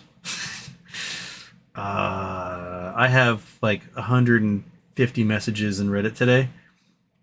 I may have to get it sent again because I'm not going to be able to scroll through this and figure out exactly which one it was. Sorry. I have so many today. It's been ridiculous. And I haven't been able to get to all of them in the way I want because I spent half the day with my aunt. We'll get there, I hope. Okay. Mike. One of these. BFH, what kind of savage tries to stop their watch at 0.99 and not 00? 0.99 is way cooler stopping than 00. Way cooler. Turkish. Happy birthday, Houston. It's real hard to watch PP show and your show live at the same time. Just say, where's the money, Lebowski? Are they still going? I thought they ended their show like 2 hours ago. That's why I went when I did. Sorry. Didn't mean to take all the fun away. Sean Marcos, will we have another 3 years till next squeeze? I mean, if volatility's back, we'll be doing this for at least the next year and a half if we follow the same pattern as before. It's through private message, name, and zzz. Okay. So, chat, do I have...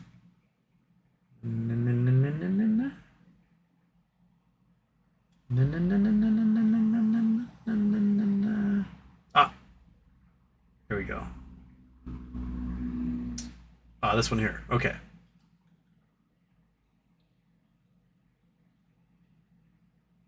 Okay, so this was the post. Oops, that's still that place in Kansas City. They have no idea why I was there.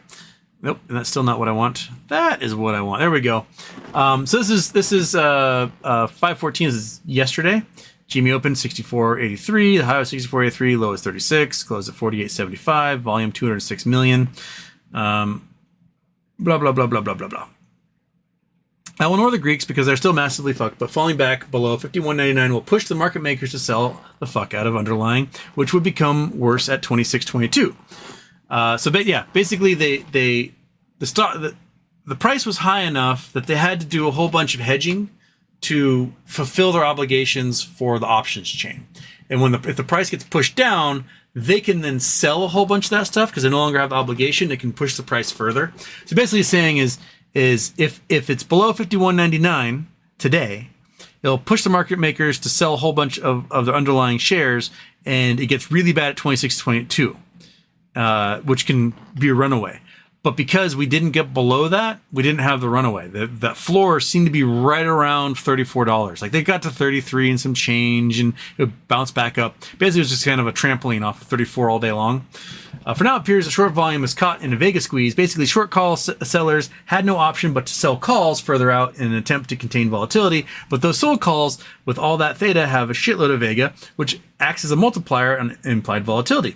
As these get closer to Vega goes up, and so does the delta, meaning the difference in price. Driving the market maker to buy more of the underlying, we saw the effect of this today when volatility picked up on the gap fill and ripped back up on the upside. So basically, if GME drops too fast or rises too fast, market maker has to buy more. It's a similar trap to the one short volume fell in 2021. With less of the options chain open on the upside, they can only sell longer dated calls and thus have to increase their exposure to Vega substantially. The only way out is either a large swath of the chain is opened and they can short volume safely from further out of the money calls, crime. A huge amount of liquidity comes in like a share offering. They run it till nobody is willing to buy options anymore, priced out, or something convinces a massive amount of in-the-money call holders to take profits, buy button for a large expiration like OPEX. Otherwise, we're going to continue doing what we're doing, which is squeezing out all the call that opened on the prior day every night as the market maker seeks to ensure that they will realize no losses on calls bought off short volume during the intraday. If we fall under 51.99 as of tonight, the market maker can start dumping their Vega hedge and the stock can drop precipitously. And that seems to be what they did. That they pushed it down really quick early in the morning, but they weren't able to dump it because people were like, "Oh, I have a deal," and bought. That's what appears to happen. Is that they're like, "Oh, nom," which is the buy and hold strategy, right? The price goes up, you buy. The price goes down, you buy. And they don't have an answer for that. That's the entire thesis from my visit on the Gist originally. We're fools. We'll average up, we'll average down. We don't care. We'll just buy more. And the short seller, the naked short seller, is like, "Oh, I'm just selling these things. This is awesome." But the hedge funds who borrowed and are under obligations to cover and close positions at some point, they're the ones who are going to be like shouldering this burden, and they don't know what to do. They don't have an answer for it. They just don't. They've created more and more liability as every day goes on, and all that's created is just more liability. So, yeah. I'm doxed on stream. But there you go. Yes. Yeah, so it's oh, whoops. I left the chat up there, didn't I? Sorry. But yeah, that's kind of the gist of it. And I think we survived it just fine. They tried to hammer it down and they just couldn't. They hit bedrock and just kept chipping and nothing was there. So yeah.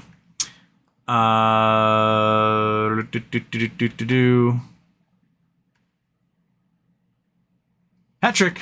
I'm in a similar situation where my $1,000 investment is now worth $13.15. I have 18.5 $20 calls. Can you explain the roll process when you select net credit or net debit? I so don't use it. I mean, if you want to roll them, like physically roll them, you can just be like, "Hey, these are this price. I have this price. Let's just swap them out." That's kind of how it rolls. So net debit is like, my options are worth $300. I'm trying to buy an option worth $900. Debit it from the price, and I'll cover the rest with cash. In this case, you might have, I've got this option worth $3,000. I want to buy these 10 of them at $300, and we'll roll it that way. Sometimes I roll them on Fridays. Sometimes I just sell and then wait until there's a point where I feel like, okay, I'm going to buy these ones. sort of, get the cash in my pocket, which may happen tomorrow. So that's kind of what I do. That's how I roll. Because I want to see, I want to get what I can. I have no idea what's going to happen on Friday.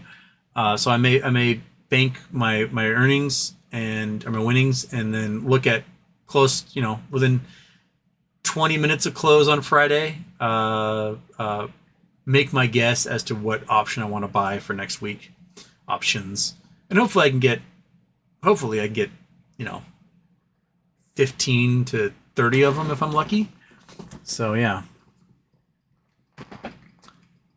Rupert, the price is now 34. Is bad to buy options now when it's trending down? Is it bad because of the implied volatility? Why wait till Friday? Thanks for everything. Because I'd be buying with the cash I have now, right? And the cash I have now is all tied up in options. So I can sell while these options are down, or I can gamble and hope that they go back up tomorrow and are worth more, but then the implied volatility causes the options to be higher. So it really becomes like a waiting game. Which one could I buy them now? I can get 15 of them. If I wait, I might be able to get 20 of them. So, it's a damned if you don't type thing. That's where we are. Implied volatility sucks. It sucks. It's nice to buy. It's nice to call ahead and get those ones cheap. Like, last week, implied volatility wasn't that bad. Stock price went from $13 to $17 or whatever. That's not so huge. It's when it goes 17 to 80. That's when they're like, brah! The NIV goes nuts.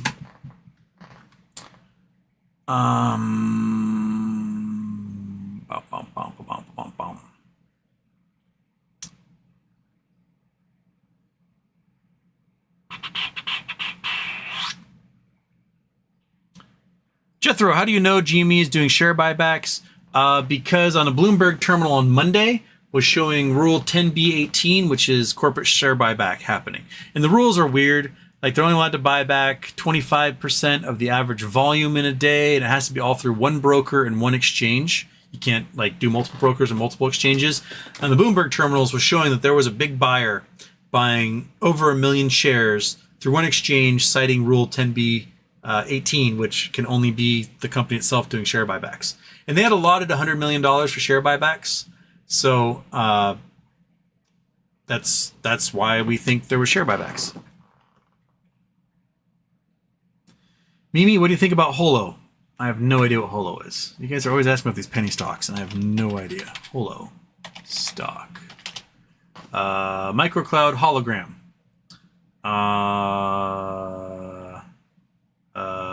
Had a big spike in 2023 of $108 down to $5. A big spike to $68 in February, back down to $5. What's their max? So steady, huge drop, spike, drop, spike, drop, spike, drop. So when was this spike? This spike was January 2023. Next spike was September 2023. Next spike was February 2024. So I guess if we're looking at this pattern here, we're going to look at October 2024 for another big spike, I guess. I have no idea what they do. Looks like they do microcloud hologram. Yeah. So that is. Oh, you guys can't even see what I'm looking at here. Sorry. But yeah, this is over. This is their max time here. Dead spike, dead spike, dead spike. These are pretty steep. Looks like went from August to September was a squeeze, dropped almost instantaneously. And then we had February 2nd to 16th was a squeeze, dropped very quickly.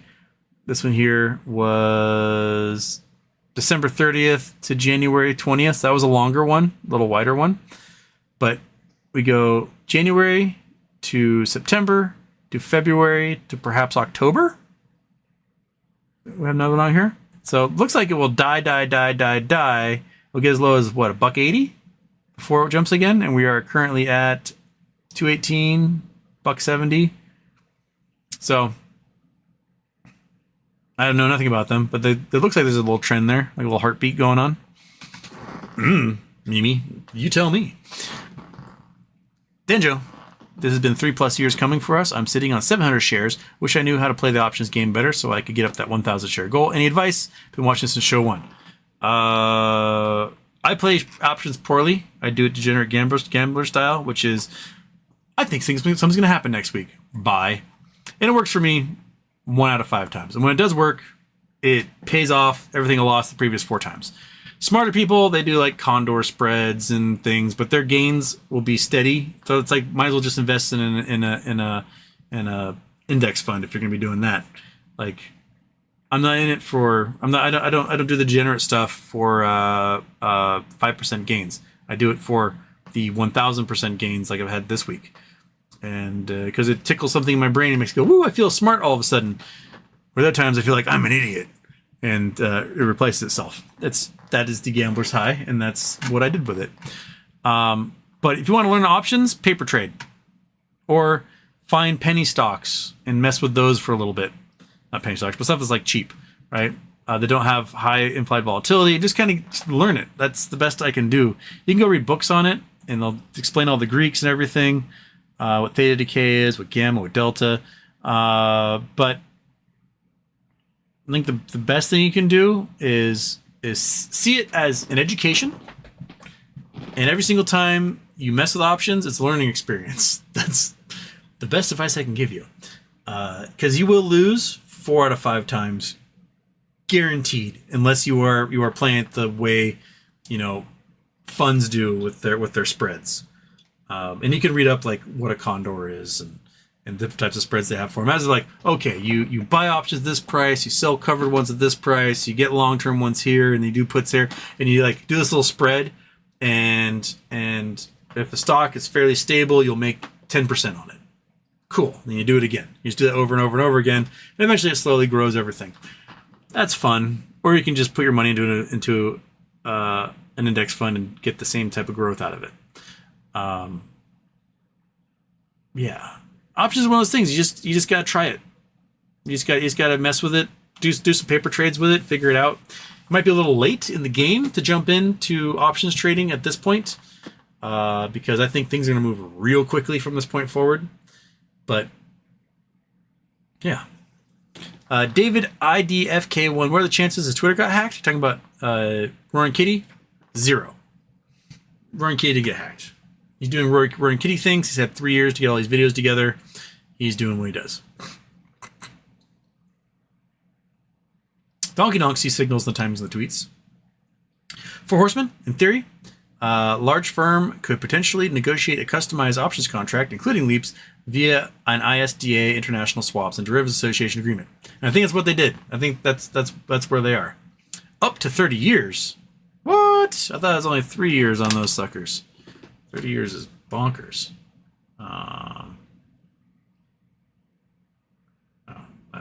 That's not important.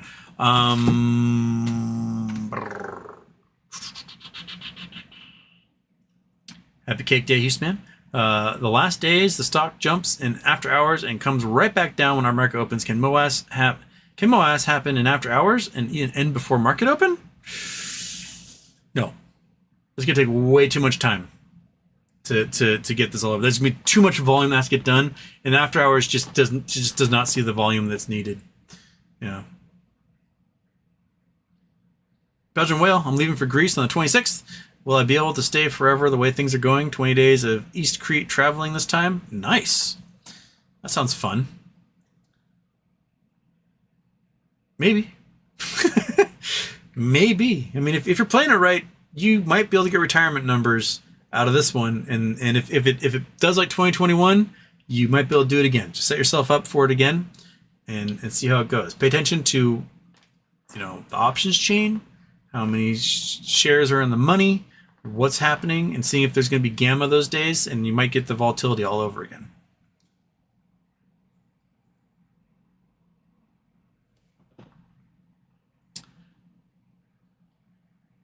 Uh, 1020, okay.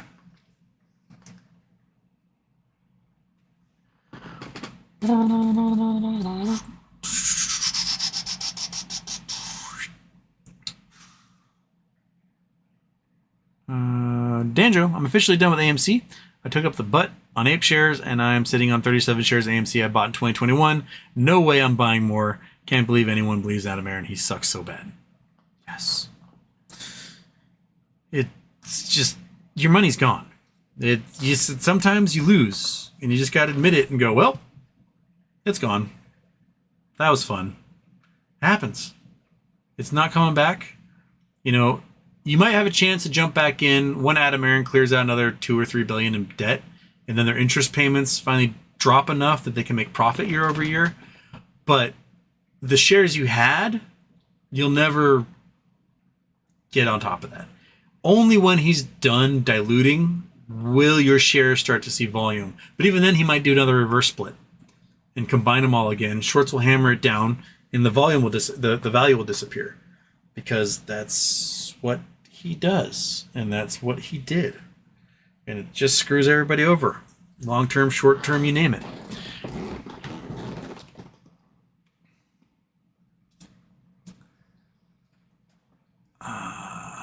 David Brand, for a moment, it sounded like a Ford 6.0 spooled up outside, but never ended. The teapot. That was definitely a teapot. Raj Guman, do you think they will do a U3 halt like MMTLP? They cannot. They cannot. U3 halts are used for very, very, very specific circumstances, such as like when B-Big, when two insiders were suing each other, they did a U3 halt. They're like, whoa, this can't be happening. Like, until you guys figure this out, the stock's not going to trade.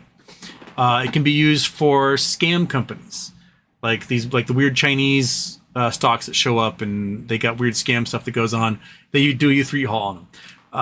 All U3 halts except for 3 have been against foreign companies. Only 3 American companies have ever had a U3 halt on them, and it's been for very extraordinary circumstances. They aren't going to have that excuse with GameStop because they know what's coming with this one. They've had 3 years to participate, to prepare. They know that it's very squeezable. It's announced in all of their documentation. It's shown in the options chain and in the short interest and everything else. They know this is coming. They aren't going to be able to U3 halt it. And if they did, there's a difference between U3 halting a stock with 64,000 shareholders who are absolutely batshit crazy, and U3 halting a stock with 10 million shareholders who are beyond insane. That is, no one in Congress wants that. No one at FINRA wants that. They do not want to deal with 10 million insane people. It's bad enough dealing with 64,000 insane people, but 10 million, that's enough to raise an army, right? It outnumbers the U.S. Army. That's how many crazy people there would be. You don't want to do that.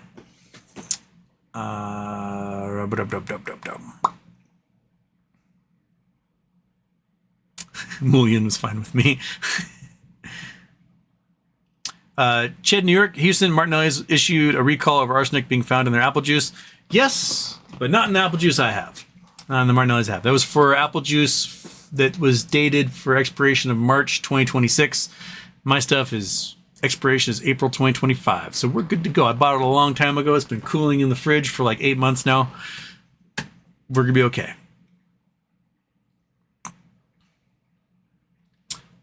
David Jut.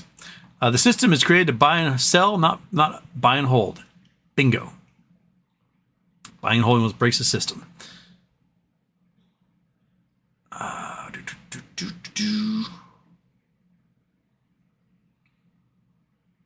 Beer brand, wouldn't there be arsenic in apple juice normally if you squeeze the seeds? Maybe they were greedy and squeezed them too hard. Squeeze them by the seeds. That might be what happened. Normally they might have a filtration process, like they kind of crunch the apples and then filter the seeds out or something, but maybe they didn't do it this time.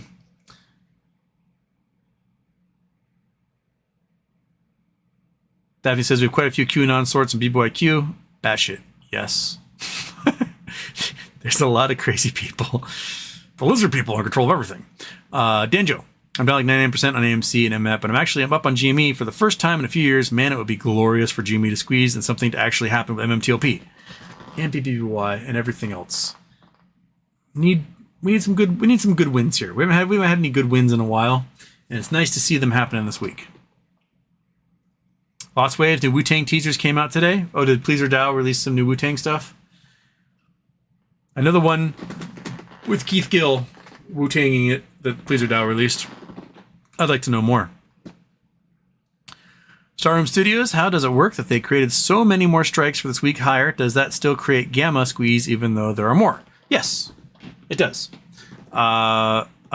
Because there's so many that are currently in the money that they need to find shares for those. They're hoping to sell stuff higher that doesn't trigger, so they can make cash off of that and use that to offset covering down below.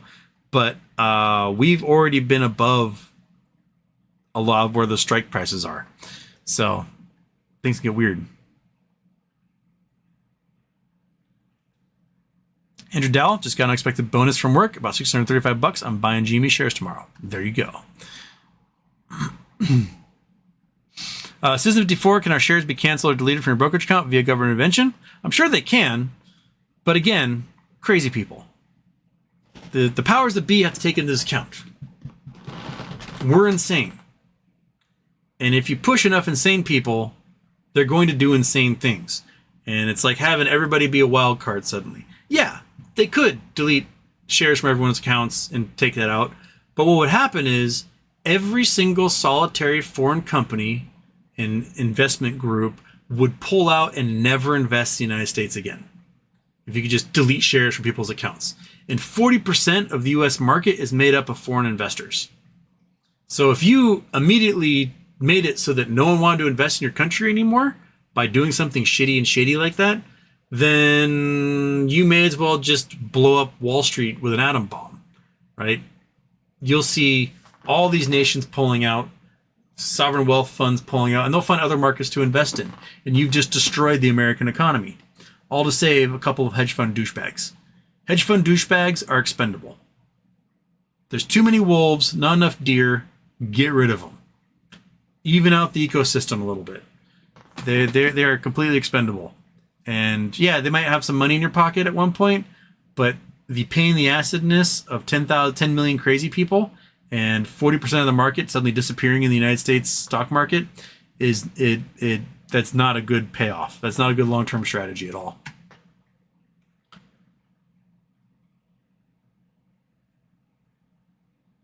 Rupert Trooper Houston, is MOAS prolonged based off what happens today with GME? There are lots of catalysts that can cause MOAS to happen. BBBY suddenly emerging as a holdings company with other shares and cash distributions, that could cause it. MMTLP suddenly getting some sort of settlement or allowed to trade for 2 more days, that could cause it. 100 regional and community banks collapsing due to commercial real estate crisis, that could cause it. Sudden massive defaults on Chinese debt to the tune of trillions of dollars could cause it. There's lots of things that can cause MOAS, and we're just obviously one of these little triggers to pull and trigger this whole thing off. So yeah, it can happen.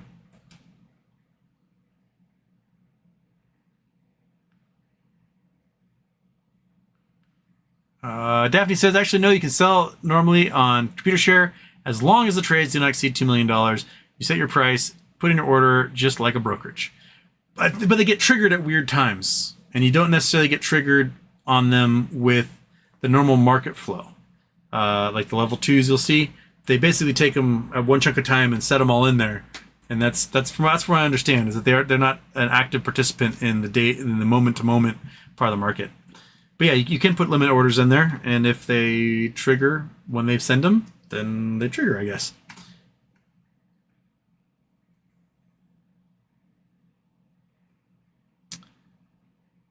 I'm going to do one more here, and then I'm going to run away and go eat some food. Do some late night din-din. Hedgies on ledgies sounds good to me. Okay. All right,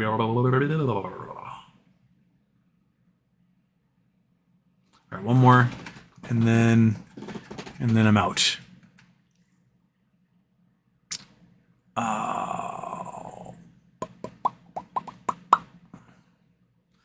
One more. All right, Montgomery. Good old Adam Aaron sells or makes an offering at $3.85 when the stock is over $6 and dumped a massive amount of shares in the market. Another great day for Dickens CEO. Exactly. He's always giving people a huge discount. His buddy's a huge discount. Just Chris Adams here. Boss Blunt's Theory, Roaring Kitty return and Leaps expiring this Friday from 3 years ago. Yes, it's kind of the running theory everyone has right now. So I hope they all expire and get triggered and everything goes nuts. Yep. If causing you're about to get inundated with PPs, just FYI. Well, I'm running away. I might jump on PP Show Friday. See how that rolls. See if we can get in there. If they're still going, probably going still late, but weird things will be happening Friday. I might do a little show tomorrow after market close. It won't be a long one, maybe like an hour. But yeah, okay. I'm running away because I'm very hungry and I need to eat food. And I'll see you guys probably tomorrow, right? Cool. Monkey Butt, anything to add? No? That's it? All right. It's after dark, so we can do some jumping burgers. Boom. Oh, not that one. Dang it. I always did the wrong one. I can do this one. And Matt says, it's been a pleasure. It's been a pleasure, Matt.